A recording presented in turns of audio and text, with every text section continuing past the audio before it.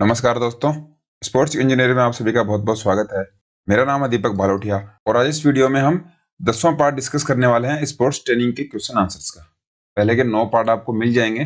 Channel पे playlist बनी हुई है स्पोर्ट्स ट्रेनिंग एमसीक्यूज नाम करके। उन सभी पार्ट्स को अगर आपने नहीं देखा है तो उनको भी देख सकते हैं। और बाकी जो फिजिकल एजुकेशन के हमारे जो सब्जेक्ट हैं उनकी प्लेलिस्ट भी आपको चैनल पे मिल जाएगी। और वीडियो शुरू करने से पहले अगर आपने चैनल को सब्सक्राइब नहीं किया तो सब्सक्राइब जरूर कर लीजिए और साथ में बेल आइकन को भी जरूर प्रेस कर लीजिए।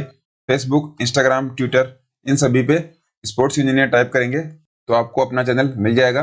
इन सभी पे आप फॉलो कर सकते हैं और सभी वीडियोस की पीडीएफ और चैनल की सभी अपडेट से जुड़े रहने के लिए टेलीग्राम चैनल ज्वाइन कर लीजिए। इन सभी के लिंक्स आपको डिस्क्रिप्शन में भी मिल जाएंगे, वहां से आप सीधा क्लिक करके उनको ज्वाइन कर सकते हो। वीडियो शुरू करते हैं। पहला क्वेश्चन है, सूची 1 और सूची 2 का मिलान करें। दो हमारे सामने लिस्ट है, इन दोनों का हमें मिलान करना है। अच्छा क्वेश्चन है, आप आराम से वीडियो को पॉज कीजिए और ये जो ऑप्शंस आपके सामने दिखाई दे रहे हैं इनमें से कौन सा हमारा राइट आंसर हो जाएगा। मैं आपको सही आंसर बता रहा हूं, सी हमारा करेक्ट आंसर हो जाएगा। अब चलिए एक एक करके देखते हैं किस तरीके से सही हुआ है। आइसोटोनिक संकुचन, आइसोटोनिक जो कॉन्ट्रैक्शन होता है इसका 1 हो गया। इसमें क्या होता है, जब संकुचन का दबाव वस्तु के प्रतिरोधक की तुलना में अधिक होता है। When the pressure of contraction is greater than the resistance of the object.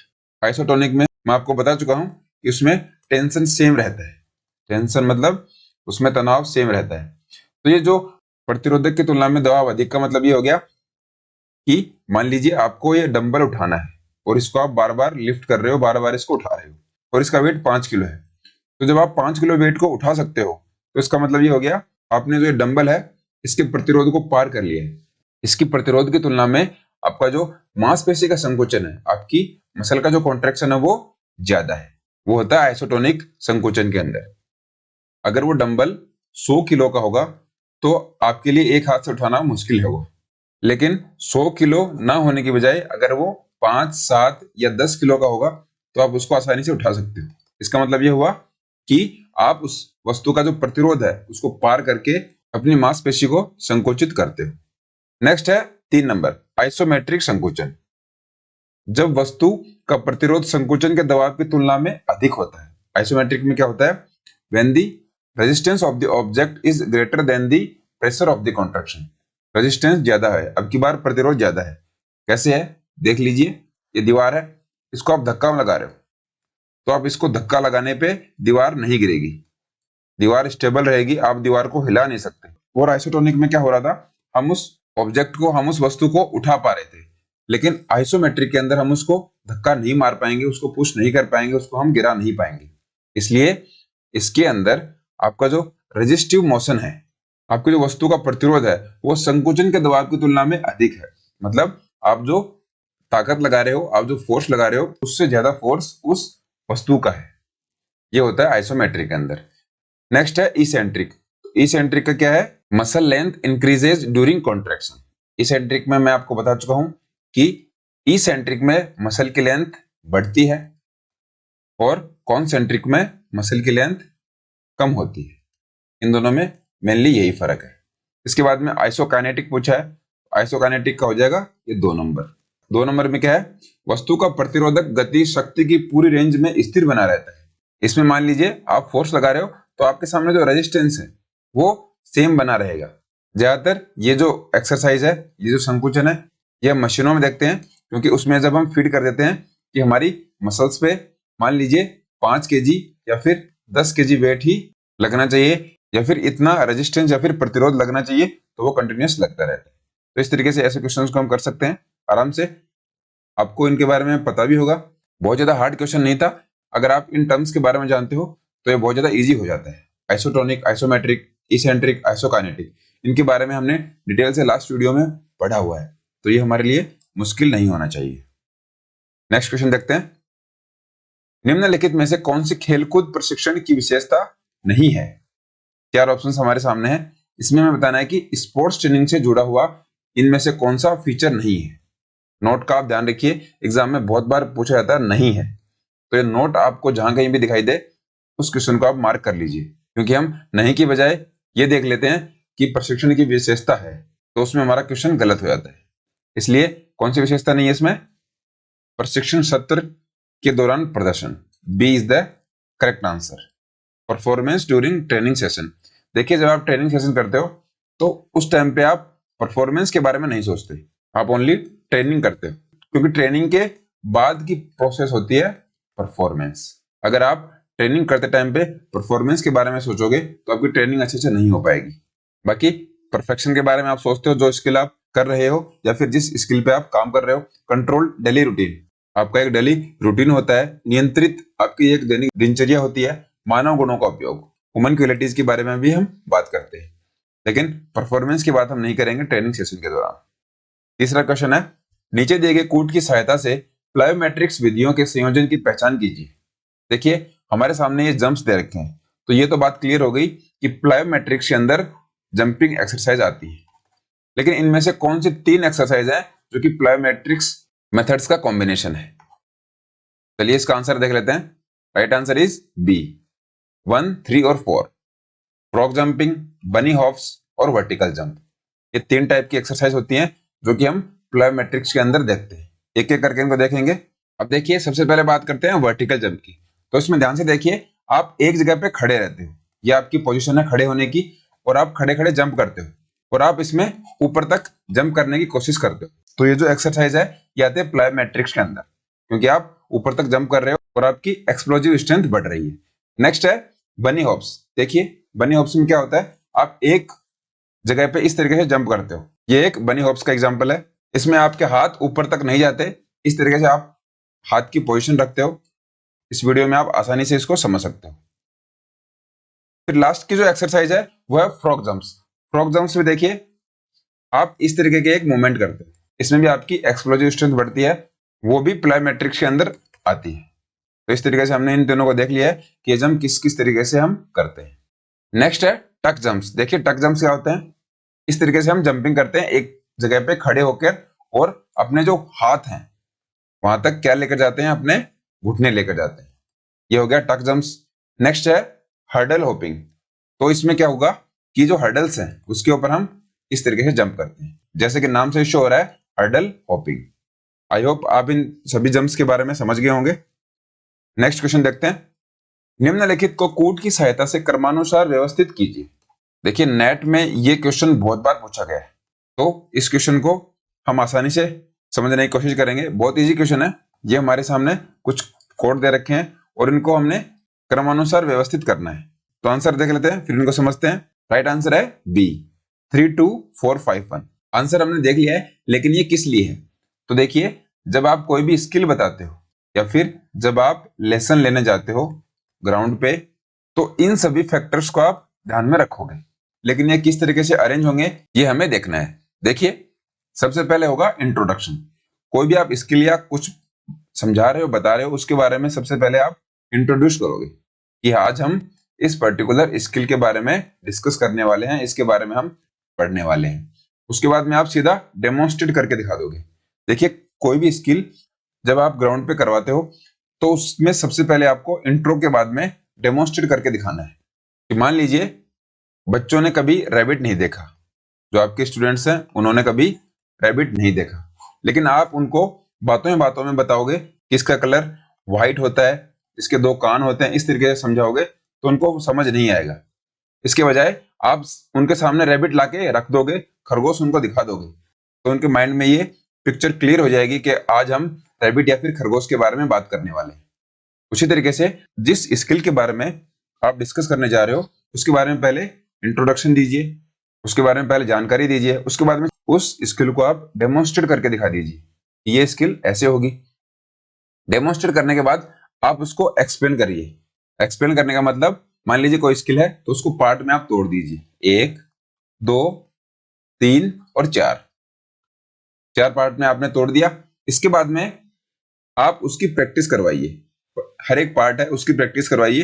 पहले फर्स्ट पार्ट की, फिर सेकंड, फिर थर्ड, फिर फोर्थ, और लास्ट में इनका कॉम्बिनेशन करवाइए। 1 से लेके 4 जो पार्ट आपने स्किल को ब्रेक किया है, स्किल को तोड़ा है समझाने के लिए, उन सभी पार्ट्स की एक साथ प्रैक्टिस करवाएंगे। क्या करेंगे हम, पहले पर्टिकुलर एक सिंगल पार्ट की हम प्रैक्टिस करवाएंगे, उसके बाद में सभी पार्ट्स को कंबाइन करके सबकी एक साथ प्रैक्टिस करवाएंगे। तो ये प्रैक्टिस भी हो गई। इसके बाद में फीडबैक।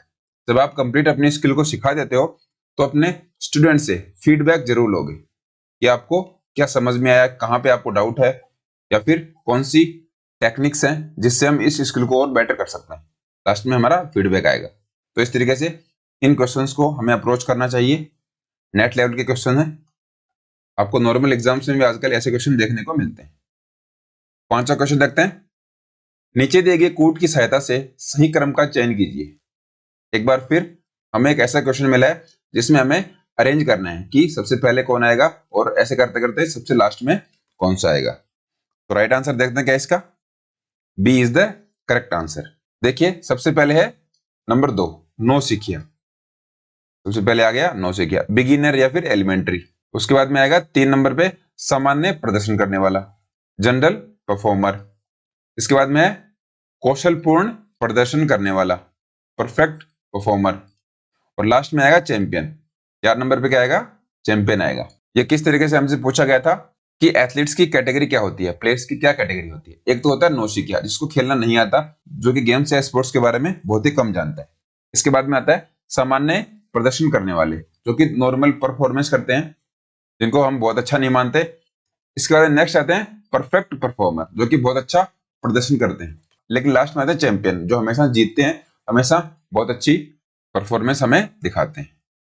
अगला क्वेश्चन है सूची 1 और सूची 2 का मिलान करें। 2 लिस्ट हमारे सामने है, इन दोनों को हमें मैच करना है, इनका मिलान करना है। वीडियो पॉज कर सकते हैं आपको आंसर करना हो तो। राइट आंसर मैं आपको बता रहा हूं, D is the correct answer. 3 4 2 1। सबसे पहले है अनुदेश, इसका हो जाएगा 3। सीमित और संकीर्ण, आपकी जो इंस्ट्रक्शन होती है कोई भी स्किल या फिर किसी भी पर्टिकुलर टॉपिक के बारे में आप बता रहे हो, तो आपकी जो इंस्ट्रक्शन है वो बहुत ही सीमित होनी चाहिए, लिमिटेड एंड नैरो। क्योंकि आप इंस्ट्रक्शन में पूरा एक्सप्लेन नहीं कर रहे, आप सीधा बताओगे कि वहां से जाके आप बॉल उठा के लेके आनी है या फिर उस ग्राउंड के आपको 2 चक्कर लगाने हैं। ऐसे नॉर्मल कोई भी इंस्ट्रक्शन होती है वो होती है लिमिटेड और नैरो होती है, इसमें हम पूरा एक्सप्लेन नहीं करते। इसके बाद में शिक्षण, जो आपकी टीचिंग होगी वो क्या होनी चाहिए, व्यापक और विस्तृत आधारित। टीचिंग क्या होनी चाहिए, ब्रॉड एंड वाइड बेस्ड। शिक्षण के अंदर आपको पूरा एक्सप्लेन कर देना है कि हम क्या पढ़ने वाले हैं और इससे हमें क्या सीखने को मिलेगा। पूरा हमें एक्सप्लेनेशन करने को मिलता है शिक्षण के अंदर, जिसमें कि कुछ बाकी ना रह जाए। इसके बाद में है डेमोन्स्ट्रेशन। डेमोन्स्ट्रेशन में क्या होता है, कंसेप्ट डेवलपमेंट। प्रदर्शन में आपकी अवधारणा का विकास होता है, क्योंकि डेमोन्स्ट्रेशन में जब आप देखते हो कि कोई स्किल किस तरीके से की जा रही है, उससे क्या होगा, स्टूडेंट्स को उस कंसेप्ट के बारे में पता लगेगा, उस कंसेप्ट को वो सीखने की कोशिश करेंगे, उससे उनका डेवलपमेंट होगा, उस कंसेप्ट के बारे में उनका विकास होगा, उस अवधारणा या फिर उस कंसेप्ट को वो जानने का प्रयास करेंगे। और लास्ट में है व्याख्या, एक्सप्लेनेशन। आवश्यक द्रष्टव्य शिक्षण सहायता। एक्सप्लेनेशन में देखिए आपको क्या करना होगा कि जो विजुअल एड्स हैं उनको आप यूज कर सकते हो। मान लो आपने वीडियो दिखा दी, या फिर जो स्किल आप करवा रहे हो वो बहुत ज्यादा एक स्किल्ड प्लेयर से आपने करके दिखा दी, बहुत ज्यादा एक स्किल्ड जो प्लेयर है उसके माध्यम से आपने अपने स्टूडेंट्स को समझा दिया, उससे वो आसानी से उस स्किल को ग्रैब कर जाएंगे, उसको पकड़ लेंगे कि हमें किस तरीके से परफॉर्म करना है। लेकिन जब आप बिना विजुअल एड की सहायता से ऐसा कुछ करते हो तो उसमें प्रॉब्लम आती है। जैसा कि हमने इसी वीडियो में देखा है, प्लायोमेट्रिक्स की जो टाइप्स थे जंपिंग के, उनको हमने एक एक करके शॉर्ट वीडियोस में देख लिया। अब आप उनको आसानी से समझ सकते हो। अगर मैं आपको डायग्राम या फिर ऐसे बोल के बताता तो आपको समझ में आना थोड़ा मुश्किल था, लेकिन उन वीडियोस की मदद से आप उनको आसानी से समझ गए। तो इसीलिए जब आप एक्सप्लेनेशन करते हो, व्याख्या करते हो, उसके अंदर विजुअल एड्स आपके होने चाहिए जरूरी, जो कि उस टॉपिक से रिलेटेड।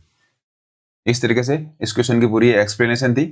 नेक्स्ट क्वेश्चन है, निम्नलिखित में से भार का पता लगाने का कौन सा साधन कोच द्वारा खेलकूद वैज्ञानिक की सहायता लिए बिना स्वतंत्र रूप से लागू किया जा सकता है।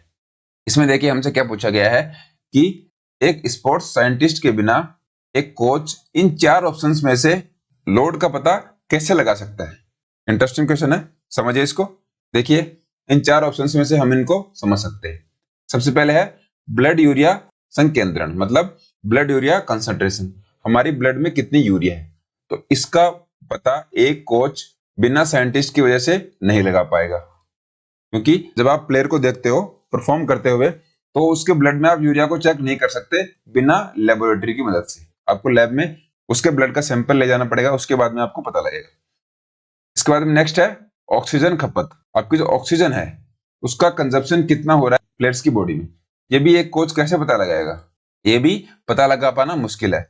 उसी तरीके से लैक्टिक एसिड है, उसको भी जब हम लैब में लेके जाएंगे तभी हमें पता लगेगा कि लैक्टिक एसिड कितना बन रहा है पर्टिकुलर प्लेयर के अंदर। लेकिन हार्ट बीट का हम पता लगा सकते हैं, हार्ट रेट जो हमारी है इसका हम आसानी से पता लगा सकते हैं कि उस प्लेयर की हार्ट रेट कितनी चल रही है। अगर हार्ट रेट ज्यादा है इसका मतलब लोड भी ज्यादा है, और अगर हार्ट रेट नॉर्मल है तो उसका लोड भी नॉर्मल होगा।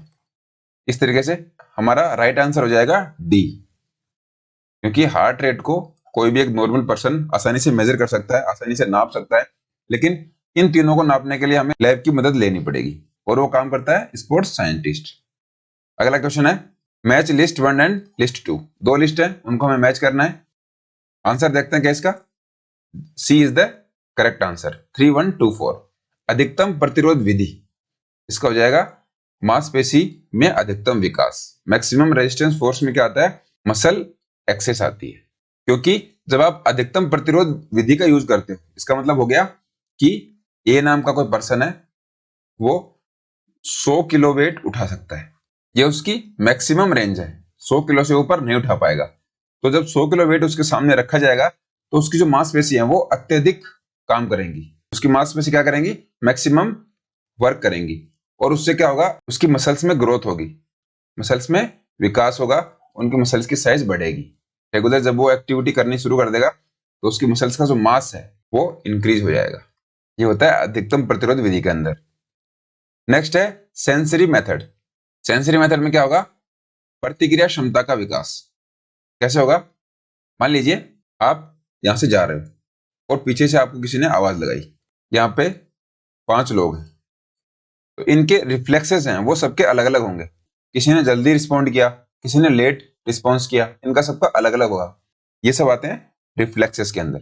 सभी लोग बैठे हुए हैं और सभी को कॉल किया गया, तो सभी इस लाइन के ऊपर जल्दी या लेट अलग अलग टाइमिंग पे पहुंचेंगे। तो ये सब जो काम है वो सब आते हैं रिएक्शन एबिलिटी के अंदर। आप किसी पर्टिकुलर एक्शन का कितना जल्दी रिएक्शन करते हो, उस पर कितनी जल्दी प्रतिक्रिया करते हो, वो सब आता है सेंसरी मेथड के अंदर। नेक्स्ट है सर्किट ट्रेनिंग मेथड। इसके बारे में हमने बहुत डिस्कस किया है कि strength endurance development, circuit training strength endurance बढ़ाने के लिए सबसे बेस्ट ट्रेनिंग मेथड कहा जाता है। ये किसने दिया था, मॉर्गन और एडमसन ने। इसके बाद में लास्ट है कंटिन्यूअस मेथड। इसका क्या हो जाएगा, एरोबिक क्षमता का विकास। कंटिन्यूअस मेथड में क्या होता है, आप कंटिन्यूअस कोई फिजिकल एक्टिविटी करते हो, मान लो आप 20 किलोमीटर भाग रहे हो या फिर 4 घंटे कोई फिजिकल एक्टिविटी कर रहे हो, फिजिकल मूवमेंट कर रहे हो, उसके अंदर क्या हो गया, आप एरोबिक कैपेसिटी डेवलप कर रहे हो अपनी। आप किस में काम कर रहे हो, ऑक्सीजन की प्रेजेंस में काम कर रहे हो, ऑक्सीजन की मौजूदगी में काम कर रहे हो। आप प्रॉपर अपनी बॉडी को ऑक्सीजन दे रहे हो, उससे आप लगातार काम कर पा रहे हो। क्योंकि एरोबिक जो फिजिकल मूवमेंट्स है वो लंबे समय तक काम होते हैं उसमें, लेकिन अनएरोबिक में आप ऑक्सीजन की एब्सेंस में काम करते हो, बिना ऑक्सीजन के काम करते हो, तो वो बहुत ही कम समय के लिए होते हैं। इसलिए कंटिन्यूअस मेथड में आपकी एरोबिक कैपेसिटी है उसका डेवलपमेंट होगा, उसका विकास होगा। अगला क्वेश्चन देखते हैं, उच्च प्रतिस्पर्धी आवृत्ति की आवश्यकता निम्नलिखित में से किस अवधि में अत्यावश्यक होती है। देखिए इसमें हमें क्या पूछा गया है कि हाईली कॉम्पिटिटिव रिकरिंग, मतलब कि इन 4 ऑप्शंस में से ऐसा ऑप्शन कौन सा है जिसमें हम अपनी टॉप पोजीशन पे होंगे, परफॉर्मेंस के सबसे पीक पोजीशन पे होंगे, उसकी जरूरत कौन से काल में पड़ती है, कौन सी अवधि में पड़ती है। Right answer is competition time, प्रतिस्पर्धा काल के अंदर। क्योंकि हमें पता है कि हम कोई भी ट्रेनिंग करते हैं वो किसके लिए करते हैं, कंपटीशन के लिए करते हैं, कि हम कंपटीशन में अच्छा परफॉर्म करें, अच्छा खेलें, और कंपटीशन के टाइमिंग तक हमारी जो परफॉर्मेंस है वो एकदम टॉप हो जाए, बहुत ज्यादा अच्छी हो जाए। इसलिए उच्च प्रतिस्पर्धी आवृत्ति जो हाईली कॉम्पिटिटिव रिकरिंग है वो हमारी कंपटीशन के टाइम पे देखने को मिलती है, या फिर कंपटीशन के टाइम पे होनी चाहिए। 10वां क्वेश्चन है, प्रशिक्षण भार को ज्ञात करने के वस्तुनिष्ठ माध्यमों में सम्मिलित है। ट्रेनिंग लोड को हम जब इंक्लूड करते हैं तो उसको फाइंड आउट करने के लिए हमें इनमें से कौन कौन से ऑब्जेक्टिव चाहिए होते हैं। Right answer is D, oxygen का उपयोग और लैक्टिक एसिड का जमाव। क्योंकि देखिए लगातार जब आप ट्रेनिंग करते हो और ट्रेनिंग लोड जब उसके अंदर आ जाता है तो आप कितनी ऑक्सीजन का कंज्यूम कर रहे हो, कितनी ऑक्सीजन को आप यूज में ले रहे हो, और जब फिजिकल एक्टिविटी कर रहे हो उसके दौरान आपकी मसल्स में लैक्टिक एसिड कितना जमा हो रहा है। ये 2 फैक्टर हम देखते हैं जिससे हमें ट्रेनिंग लोड का पता लग जाता है। क्योंकि अगर आप कोई फिजिकल एक्टिविटी बहुत आराम से कर पा रहे हो, इसका मतलब आप ऑक्सीजन नॉर्मल तरीके से यूज कर रहे हो और आपकी मसल्स में लैक्टिक एसिड नहीं बन रहा, तो या तो आप बहुत अच्छे एथलीट हो या फिर आप उस लेवल को मैच नहीं कर रहे जो एक अच्छे ट्रेनिंग लोड में मैच करना चाहिए। इसलिए ये दोनों फैक्टर काम करते हैं ट्रेनिंग लोड को अगर हमें मेजर करना है या फिर ट्रेनिंग लोड को हमें ज्ञात करना हो तो। 11 क्वेश्चन है, कौशल प्रशिक्षण की प्रस्तुतिकरण पद्धति में निम्नलिखित स्तर आते हैं। स्किल ट्रेनिंग जब हम देते हैं तो इनमें से कौन कौन से लेवल आएंगे। लेवल आने का मतलब ये हो गया कि इनको हमें सीक्वेंस में अरेंज करना है, पहले कौन सा आएगा बाद में कौन सा आएगा। Right answer is C. ये देखिए सबसे पहले आएगा डायरेक्शन। डायरेक्शन में आप उसी तरीके से जैसे हमने लास्ट क्वेश्चन में डिस्कस किया था, आप बताओगे कि हम क्या करने जा रहे हैं, उसके बाद उसको एक्सप्लेन करोगे पूरा, उसके बारे में बताओगे हम इस पर्टिकुलर स्किल के बारे में पढ़ने वाले हैं, उसके बारे में जानने वाले हैं। इसके बाद में जब आपने स्किल को पूरा एक्सप्लेन कर दिया, बाई पार्ट में उसको डिवाइड कर दिया। ये बात आप बिल्कुल ध्यान में रख लीजिए कि कोई भी स्किल को जब आप एक्सप्लेन करोगे, कोई भी स्किल को आप जब डिटेल में बताओगे तो उसको बाई पार्ट में बताना है, पार्ट में तोड़ के बताना है। आप 1 से लेकर 4 या फिर 5 पार्ट में अपनी स्किल को तोड़ के बताओ, उससे क्या होगा वो स्किल स्टूडेंट्स को अच्छे से समझ में आएगी। उसके बाद में आप सारे पार्ट हैं उनको एक साथ करवाओ और जब ये काम हो जाए इसके बाद में हम प्रैक्टिस कराते हैं। अगर प्रैक्टिस के अंदर कोई गलती होती है उसको हम करेक्शन जो स्टेप आएगी उसके अंदर सही करते हैं कि आप इस 1 नंबर स्किल को सही नहीं कर रहे या फिर 3 नंबर स्किल को सही नहीं कर रहे, तो आप उसके बाद में इसको करेक्ट करवाते। ये भी नेट में पूछा गया क्वेश्चन है क्योंकि हमने मैथ्स के 2 क्वेश्चन देखे हैं, जैसे कि ये लिस्ट 1 होती है, ये लिस्ट 2 होती है, इन दोनों को हम मिलाते हैं। ऐसे क्वेश्चन नेट में बहुत ज्यादा देखने को मिलते हैं। बाकी सीक्वेंस के जो क्वेश्चन है कि पहले पे कौन सा आएगा, दूसरे पे, तीसरे पे या फिर इसके बाद में चौथे पांचवे पे कौन आएगा, ये क्वेश्चंस भी हमें यूजीसी नेट में देखने को मिलते हैं। और आजकल तो बाकी 3rd grade, 2nd grade, TGT, PGT में भी ऐसे क्वेश्चंस आने लगते हैं। इसलिए ऐसे क्वेश्चंस का हमें ध्यान रखना है और अच्छे से इनको समझते हुए सीखते जाना है। 12वां क्वेश्चन है, निम्न में से कौन सा प्रशिक्षण के दौरान क्लाइंट द्वारा उत्पन्न पीक फोर्स का प्रत्यक्ष माप लेता है। 4 ऑप्शन हमारे सामने है, इसमें हमें यह बताना है कि डायरेक्ट मेजरमेंट कौन सा होता है जब हम ट्रेनिंग करते हैं और हम पीक लेवल पे पहुंच जाते हैं। इसका मतलब ये हो गया कि हम हमारे पीक फोर्स पे पहुंच जाते हैं, हम मैक्सिमम अमाउंट में कितनी ताकत लगा सकते हैं उस पे जब हम पहुंचते हैं, तो इनमें से हम कौन से टेस्ट से उसको मेजर करेंगे, कौन से परीक्षण से उसको हम देखेंगे, वो हमें बताना है। राइट आंसर क्या है, ग्रिप डायनेमोमीटर। इसमें क्या होगा, ऐसा एक डायनेमोमीटर होता है, उसको आप अपनी कलाई से पकड़ते हो, जब आप उसको हाथ से पकड़ के उसको प्रेस करते हो तो आपके हाथ ने कितना फोर्स लगाया, आप उस डायनेमोमीटर पर कितना बल लगा रहे हो वो हमें पता लग जाएगा। उसको हम मेजर कर लेंगे, उसको हम नाप लेंगे और उससे पता लग जाएगा कि आपने कितना फोर्स उस पर अप्लाई किया है। ये काम करता है ग्रिप डायनेमोमीटर। 13वां क्वेश्चन है, निम्न में से कौन से शारीरिक पुष्टि के मुख्य 4 घटक हैं। देखिए वैसे तो अगर हम फिजिकल फिटनेस के जो कंपोनेंट्स की बात करते हैं 5 होते हैं, लेकिन हमें यहाँ पे 4 पूछे हैं, 5 और भी हम डिस्कस करेंगे। पहले इसका राइट आंसर देख लेते हैं, ये हमारा करेक्ट आंसर हो जाएगा। कौन कौन से होते हैं, body composition, muscle strength, cardiovascular endurance, flexibility और मस्कुलर इंडोरेंस। ये 5 टाइप के फिजिकल फिटनेस के कंपोनेंट होते हैं। आप इनको ध्यान में रखिए क्योंकि फिजिकल फिटनेस के कंपोनेंट्स और मोटर कंपोनेंट्स इन दोनों में फर्क है।